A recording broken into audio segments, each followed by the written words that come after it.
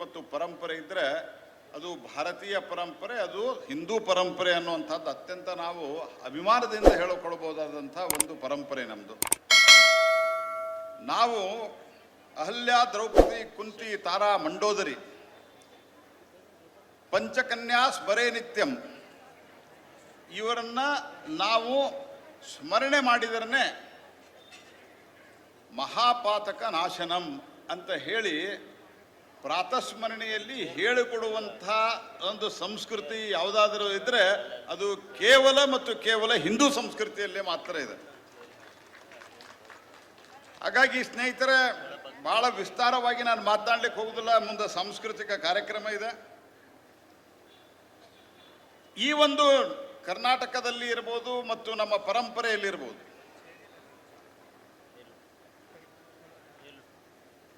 ಶಂಕರಾಚಾರ್ಯರು ಮತ್ತು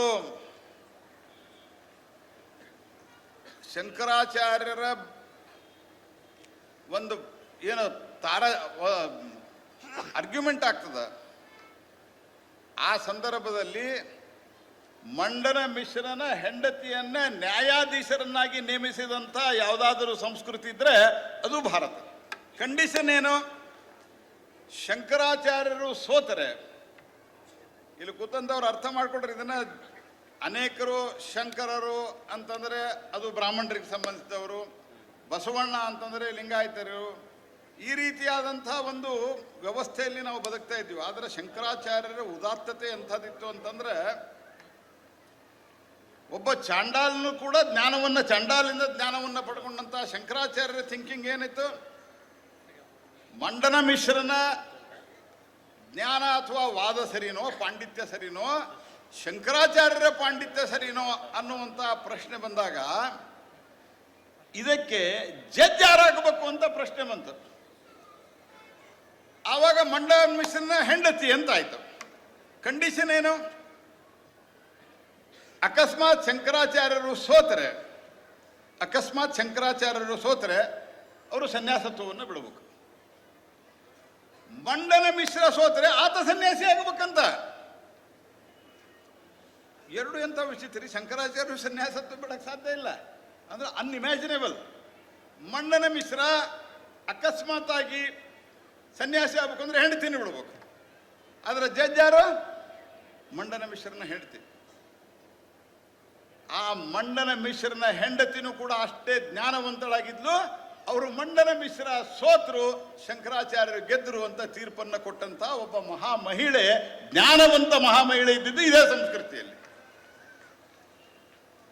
ಛತ್ರಪತಿ ಶಿವಾಜಿ ಮಹಾರಾಜರ ಬಗ್ಗೆ ಹೇಳಿದ್ದಾರೆ, ನಾಗಮ್ಮ ವೀರನಗೌಡರ ಬಗ್ಗೆ ಹೇಳಿದರು. ಮಹಾತ್ಮ ಗಾಂಧಿಯವರ ಭಾವಚಿತ್ರಕ್ಕೆ ಅಪಮಾನ ಮಾಡಿದರು ಅಂತ ಹೇಳಿ ಅವರು ಅವತ್ತಿನ ಮುಂಬೈ ಪ್ರಾಂತದಲ್ಲಿದ್ದಂಥ ಆ ಬ್ರಿಟಿಷ್ ಅಧಿಕಾರಿಗೆ ಅವನಿಗೆ ಹೊಡೆದ್ರು. ಇದು ಛತ್ರವರ್ತಿ ಸುಲಿಯವರು ಚೆನ್ನಾಗಿ ಎಕ್ಸ್ಪ್ಲೇನ್ ಮಾಡಿದರು. ಆದರೆ ಅದಕ್ಕಿಂತ ಮೊದಲ 1938ರಲ್ಲಿ ಮುಂಬೈ ವಿಧಾನಸಭೆ ಒಳಗೆ ವಿಧಾನಸಭೆಗೆ ಆರಿಸಿ ಬಂದಿದ್ರು ಅವರು. ಬ್ರಿಟಿಷರ ಈ ಒಂದು ಮಾನಸಿಕತೆಯನ್ನು, ಬ್ರಿಟಿಷರು ನಮ್ಮನ್ನೇನು ಅಪಮಾನ ಮಾಡ್ತಾ ಇದ್ರಲ್ಲ, ನಮ್ಮ ಸಂಸ್ಕೃತಿ, ನಮ್ಮ ಪರಂಪರೆ, ನಮ್ಮ ಮಹಾಪುರುಷರು, ಮಹಾತ್ಮ ಗಾಂಧಿಯವ್ರನ್ನ ಹಿಡ್ಕೊಂಡು ಅನೇಕರನ್ನ, ಅದಕ್ಕೆ ವಿರುದ್ಧವಾಗಿ ಆ ಕಾಲದಲ್ಲಿ, ಇವತ್ತು ಒಬ್ಬ ನಾವು ರಾಜಕಾರಣದಲ್ಲಿ ಇರೋರಿಗೆ ನಮಗೆ ಇನ್ನೂ ಚೆನ್ನಾಗಿ ಗೊತ್ತದ, ಒಂದು ಟಿಕೆಟ್ ಕೊಡಲಿಲ್ಲ ಅಂದ್ರೆ ಪಾರ್ಟಿನೇ ಬಿಟ್ಟು ಹೋಗ್ತಾರೆ. ಅಂಥ ಕಾಲದಲ್ಲಿ ರಾಜೀನಾಮೆ ಕೊಟ್ಟರವ್ರು. ಯಾವುದಕ್ಕೆ? ವಿಧಾನಸಭೆ ಸದಸ್ಯತೆಗೆ. ಮುಂಬೈ ನಮಗೆಲ್ಲ ಗೊತ್ತಿರಲಿಕ್ಕೆ, ಅನೇಕರಿಗೆ ಇಲ್ಲಿ ಕೂತಂಥ ಯುವಕರಿಗೆ ಗೊತ್ತಿರಲಿಕ್ಕೆಲ್ಲ, ಯಾರು ಓದಿಲ್ಲ ಅವರಿಗೆ. ನಾವು ಮುಂಬೈ ಪ್ರಾಂತದಲ್ಲಿದ್ದಂಥ ಕಾಲ ಅದು.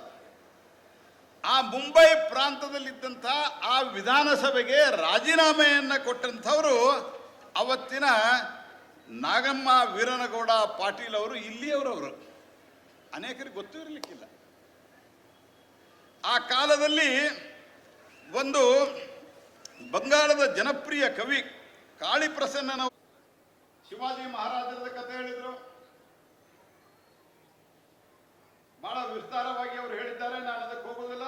ಇವತ್ತು ಶಿವಾಜಿ ಮಹಾರಾಜರಿಗೆ ಆ ಒಂದು ನೀವು ಗಮನಿಸ್ರಿ, ಎಷ್ಟು ಇಂದಿರಾ ಗಾಂಧಿ, ನಾನು ಪೊಲಿಟಿಕ್ಸ್ ಬಹಳ ಮಾತಾಡ್ಲಿಕ್ಕೆ ಹೋಗೋದಿಲ್ಲ. ಇಂದಿರಾ ಗಾಂಧಿ, ರಾಜೀವ್ ಗಾಂಧಿ, ನೆಹರು ಹೆಸರು ಎಷ್ಟು ಇದಾವೆ ದೇಶದಾಗ.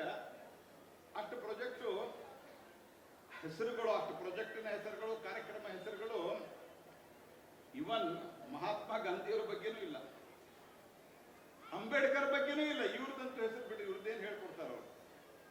ಹಾಗಾಗಿ ಇವತ್ತು ಮಾಡಬೇಕಾಗಿರುವಂತಹದ್ದು,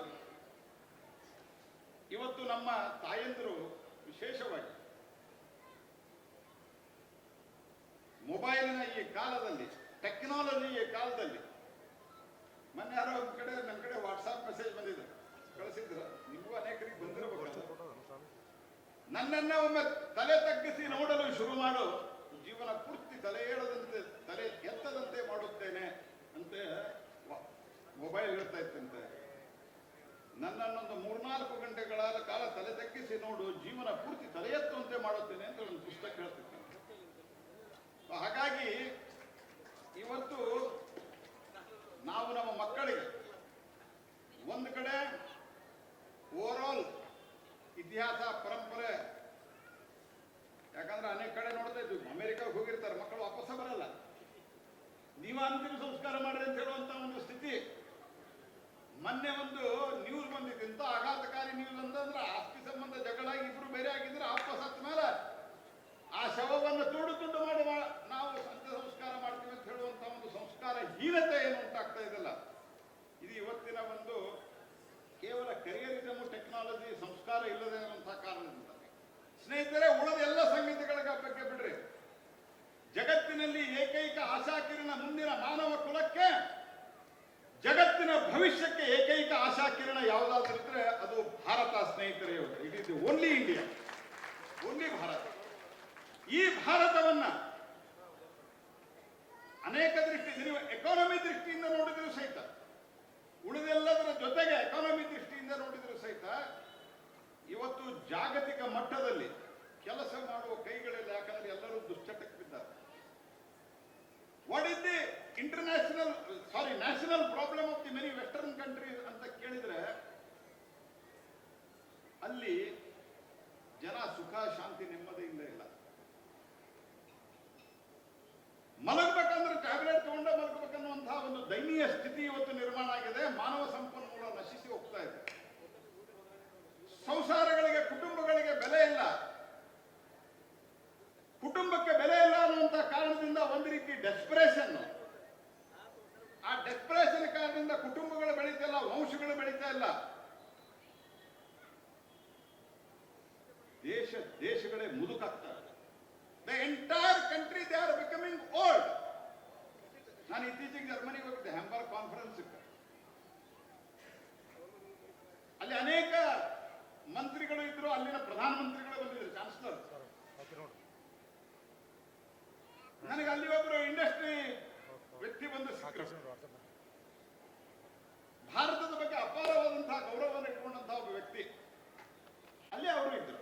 ನಾನು ಹೇಳಿದೆ, ನೀವು ಎಲ್ಲಿಯವರು ಅಂತ ಕೇಳಿದೆ. Excellency, I am from here only. Here means Hamburg only. ಆನಂತರ ನನ್ನ ಜೊತೆಗೆ ಕಾನ್ಫರೆನ್ಸ್ ಮುಗಿಸಿ, ಹಾಲ್ ಮುಗಿಸಿ, ನನ್ನ ಜೊತೆಗೆ ಲಿಫ್ಟ್ ಅಲ್ಲಿ ಬಂದಿಲ್ಲ. ನಾನು ಅಂದ್ಕೊಂಡಿದ್ದೆ, ನಾನು ದೊಡ್ಡ ಮನುಷ್ಯ ಅಂತಲ್ಲ, ನಾನೊಬ್ಬ ಭಾರತದ ಮಂತ್ರಿ ಅಂತ ಹೇಳಿ. ದೇಶಗಳಲ್ಲಿ ಕೆಲಸ ಮಾಡಲಿಕ್ಕೆ ಕೈಗಳಿಲ್ಲ. ಹಿಂಗಾಗಿ ಒಂದು ರೀತಿಯ ಡೆಸ್ಪರೇಷನ್, ಹತಾಶೆ, ಅಸಹನೆ, ಕೊನೆಗೆ ಕ್ರೈಮ್ ರೇಟ್ಗಳು ಜಾಸ್ತಿ ಆಗ್ತದೆ. ಇವೆಲ್ಲ ಕ್ರೈಮ್ ಸ್ಟೋರಿ ಅದು ತೋರಿಸ್ತಾರಲ್ಲ. ನಮ್ಮ ದೇಶದ ಒಟ್ಟಾರೆ ಜನಸಂಖ್ಯೆ ಹೋಲಿಸಿದ್ರೆ ನಮ್ದು ಇವತ್ತಿಗೂ ಕೂಡ ಧರ್ಮದ ತಳಹದಿಯ ಮೇಲೆ ಬದುಕಿರುವ ಸಮಾಜ ನಮ್ದು. ಧರ್ಮ ಅಂದ್ರೆ ಪೂಜಾ ಪದ್ಧತಿ ಅಲ್ಲ. ಧರ್ಮ ಅಂದ್ರೆ ಜೀವನವನ್ನ ಮಾಡುವಂತ, ಜೀವನವನ್ನ ಬದುಕುವಂತ ಪದ್ಧತಿಗೆ ಧರ್ಮ ಅಂತ ಕರೆದಂತವ್ರು ನಾವು. ಇವತ್ತು ನಮ್ಮಲ್ಲಿ ಈ ಸಂಸ್ಕಾರವನ್ನು ದೂರ ಮಾಡಬೇಕು ಅನ್ನುವಂತಹ ಕಾರಣಕ್ಕಾಗಿಯೇನೆ ಇವತ್ತು ಎಲ್ಲ ಸ್ಟೋರಿಗಳು ಬರ್ತಾ ಇರ್ತಾವೆ. ನಾನು ಮೊಬೈಲ್ ನೋಡ್ಬೇಡ್ರಿ, ಇಂಟರ್ನೆಟ್ ನೋಡ್ಬೇಡ್ರಿ ಅಂತ ಹೇಳೋದಿಲ್ಲ. ಆದ್ರೆ ಈಗಾಗಲೇ ಚಕ್ರವರ್ತಿ ಅವರು ಹೇಳಿದಂಗೆ ಒಂದೊಂದು ಸಾಮ್ರಾಜ್ಯಗಳ ನಿರ್ಮಾಣ ಆದದ್ದು ಆ ತಾಯಂದಿರು ಸಂಸ್ಕಾರ ಕೊಟ್ಟಿರುವ ಕಾರಣದಿಂದ, ಆ ತಾಯಂದಿರು ಧೈರ್ಯ ಕೊಟ್ಟಿರೋದ್ರಿಂದ, ಕಾರಣದಿಂದ. ಆ ಕೋಟೆ ಮೇಲೆ ಹಾರ್ತಾ ಇರುವಂತಹ ಹಸಿರು ಧ್ವಜ ತಗೊಂಬ ಅಂತ ಹೇಳಿದ್ದು ನನಗೆ ಬೇಕಾದಂತ ಹೇಳಿದ್ದು ಸೂಚ್ಯವಾಗಿ ಅಷ್ಟಾದ. ಬಟ್ ಆ ವೀರತೆಯನ್ನ ಆ ಮನಸ್ಸಿನಲ್ಲಿ ತುಂಬುವಂತಹ ಸ್ವಭಾವ, ಆ ಕಾರಣದಿಂದ ಮಾಡೋದು ಇಷ್ಟನೇ? ನಾನೊಬ್ಬ ಪೊಲಿಟಿಷಿಯನ್ ಆಗಿ ಒಬ್ಬ ಮಂತ್ರಿಯಾಗಿ ಹೇಳ್ತಾ ಇಲ್ಲ. ನಮ್ಮ ಮನೆಯಲ್ಲೂ ಸಮಸ್ಯೆ ಇದೆ, ನಿಮ್ಮ ಮನೆಯಲ್ಲೂ ಸಮಸ್ಯೆ ಇದೆ. ಸ್ವಲ್ಪ ಮಕ್ಕಳನ್ನ ಗಮನ ಇಡೋದು ಕಲಿಸಿ. ಯಾಕಂದ್ರೆ ಅನೇಕ ಸತ್ಯ ನಾವು ಮೊಬೈಲ್ದಲ್ಲಿ ಬೀಳ್ತೀವಿ, ನಾವು ಟಿವಿಯಲ್ಲಿ ಬೀಳ್ತೀವಿ, ಅವರು ಟಿವಿಯಲ್ಲಿ ಬೀಳ್ತಾರೆ. ಕೊನೆಗೆ either some people will become 100% career oriented. ಅದಿರಲಿ, ತಪ್ಪಂತ ಹೇಳೋದಿಲ್ಲ. ಆದರೆ ನಾನು ತಾನು ನನ್ನದು, ನನ್ನ ತಾಯಿ, ನನ್ನ ಮಕ್ಕಳು ಅನ್ನುವಂಥ ಒಂದು ಭಾವ ಕಮ್ಮಿ ಆದಾಗ ಹತಾಶೆ, ಸಂಸಾರಿಕ ಕುಟುಂಬದ ದೂರ, ಚಟಗಳು, ಮಾನಸಿಕ ನೆಮ್ಮದಿಯನ್ನು ಕಳ್ಕೊಳ್ಳುವಂತಹದ್ದು, ಕೊನೆಗೆ ಆ ಹ್ಯೂಮನ್ ರಿಸೋರ್ಸ್ ಅನ್ನುವಂಥ ಸಂಗತಿ ಏನದ ಇವತ್ತು ಜಗತ್ತಿನೊಳಗೆ ಬರೀ ಇಷ್ಟ ಅಲ್ಲ ಹೇಳೋದು. ಮ್ಯಾನುಫ್ಯಾಕ್ಚರಿಂಗ್ ಹಬ್ ಆಗಿ ಭಾರತ ಬೆಳೆಯಲಿಕ್ಕೆ ಸಾಧ್ಯ ಅದ. ನಮ್ಮ ಮಕ್ಕಳು, ನಮ್ಮ ಯುವಕರು, ನಮ್ಮ ಮುಂದಿನ ಪೀಳಿಗೆ ಅಷ್ಟೇ ಸಂಸ್ಕಾರಯುತವಾಗಿ ನಾವು ಅವರನ್ನ ಬೆಳೆಸಿದ್ರೆ ಅವರು ತಮ್ಮ ಕರಿಯರ್ ನೋಡ್ಕೊಳ್ಬಹುದು. ಮುಂದಿನ ಜಗತ್ತಿನ ಮುಂದಿನ ಪೀಳಿಗೆ ಹಿತಕ್ಕಾಗಿ ನಾವು ಭಾರತ 140 ಕೋಟಿ ಜನಸಂಖ್ಯೆ ಹೊಂದಿರುವಂತಹ ದೇಶದಲ್ಲಿ 65 ಕೋಟಿ ಜನ ಯುವಕರು, ಸುಮಾರು 2055-60ರವರೆಗೆ ಈ ಯುವ ಶಕ್ತಿ ನಮ್ಮಲ್ಲಿರ್ತದೆ.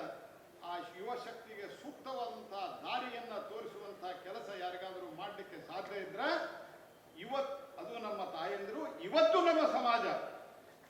ಇಷ್ಟೆಲ್ಲ ಆತಂಕಗಳ ಮಧ್ಯೆ, ಇಷ್ಟೆಲ್ಲ ಅಡೆತಡೆಗಳ ಮಧ್ಯೆ, ಇಷ್ಟೆಲ್ಲ ಆಕರ್ಷಣೆ, ಕೆಟ್ಟ ಆಕರ್ಷಣೆಗಳ ಮಧ್ಯೆಯೂ ಸಹಿತ ನಮ್ಮ ಮನೆಯಲ್ಲಿ ಒಂದು ಸಂಸ್ಕಾರ ಉಳಿದಿದ್ರೆ ಅದು ನಮ್ಮ ತಾಯಂದಿರಿಂದ. ಅದಕ್ಕೆ ಮೊಬೈಲ್ ಟಿವಿಗಳ ಜೊತೆಗೆ ಮಕ್ಕಳ ಕಡೆನೂ ಗಮನ ಕೊಡುವಂಥದ್ದು, ಮೊಮ್ಮಕ್ಕಳ ಕಡೆ ಗಮನ ಕೊಡುವಂಥದ್ದು ಇವತ್ತಿನ ಆದ್ಯತೆ. ಯಾಕಂದ್ರೆ ಯಾವ ರೀತಿ ಒಂದು ಸಮಾಜವನ್ನು ಕಟ್ಟಿಸ್ಲಿಕ್ಕೆ ಅಹಲ್ಯ, ತಾರಾ, ಮಂಡೋದರಿ ಅಂತ ಹೇಳಿಕೊಡ್ಬೇಕು ನಾವು. ಗೊತ್ತಿಲ್ಲ ಯಾರ ಅನೇಕರಿಗೆ. ಊರ್ಮಿಳ ಯಾರು ಅಂತಂದ್ರೆ ಅದು ಯಾವುದೋ ಸಿನಿಮಾದ ಹೆಸರು ಹೇಳ್ತಾರೆ, ಊರ್ಮಿಳ ಮಾತೋಡ್ಕರ್ ಅಂತ ಹೇಳಿ. ಊರ್ಮಿಳ ಲಕ್ಷ್ಮಣ ಹೇಳ್ತಂತ ಅನೇಕರು ಗೊತ್ತಿಲ್ಲ ಚಿತ್ರಗಳು ನಾವು ಇವತ್ತಿದ್ದೀವಿ. ಹಾಗಾಗಿ ಈ ಸಂಗತಿಗಳನ್ನು ಕಲಿಸಿಕೊಡ್ಬೇಕಾದಂಥದ್ದು, ಅದು ಮಾಡಲಿಕ್ಕೆ ಸಾಧ್ಯ ಇರುವಂತಹದ್ದು ತಾಯಂದಿರಿಗೆ ಮಾತ್ರ.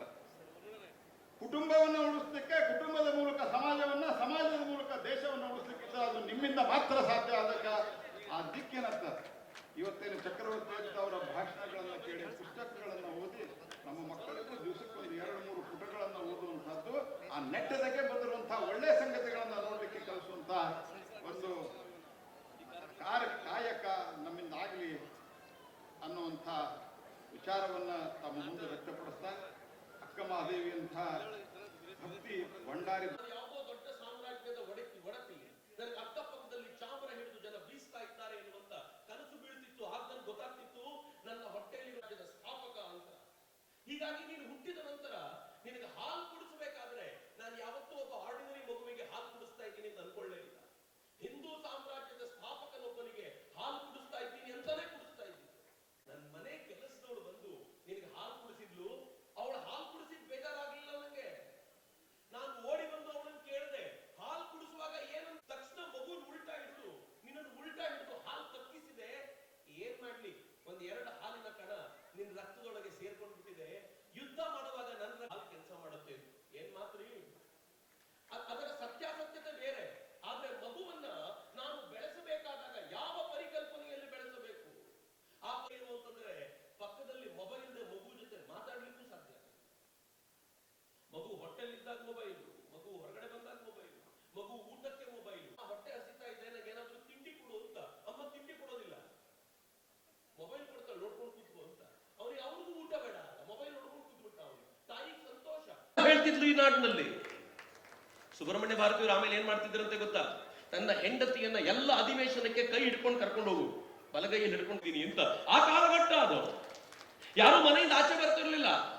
ಒಂದು ಹೆಣ್ಣು ಮಕ್ಕಳ ವಾಲಂಟಿಯರ್ ಗ್ರೂಪ್ ಆಗಬೇಕು ಅಂತಂದಾಗ ಯಾವತ್ತೂ ನೆನಪಿಟ್ಕೊಳ್ಳಿ, ಕರ್ನಾಟಕದಲ್ಲಿ ವೀರವನಿತೆ ಅಂತ ನೆನಪಿಸಿಕೊಂಡಾಗ ಅಕಸ್ಮಾತ್ ಮೊದಲನೇ ಪುಟದಲ್ಲಿ ಉಮಾಬಾಯಿ ಕುಂದಾಪುರ ಹೆಸರು ಬರಲಿಲ್ಲ ಅಂತಂದ್ರೆ, ತಾಯಿಯ ಸ್ಮರಣೆ ಅಳಿಸುವರ ಮೂರ್ಖ ಜನರೇ ಕೇಳಿ ನೀವು, ಕೆಟ್ಟ ಮಕ್ಕಳಲ್ಲ ನಾವು ತಾಯಿ ತ್ಯಜಿಸೆವು ಅಂತ ಅವತ್ತಿನ ಕಾಲದಲ್ಲಿ ಈ ನಾಗಮ್ಮನವರ ನೇತೃತ್ವದಲ್ಲಿ ಈ ಭಾಗದಲ್ಲಿ ಅದನ್ನು ಫೇಮಸ್ ಮಾಡಿದ್ದ.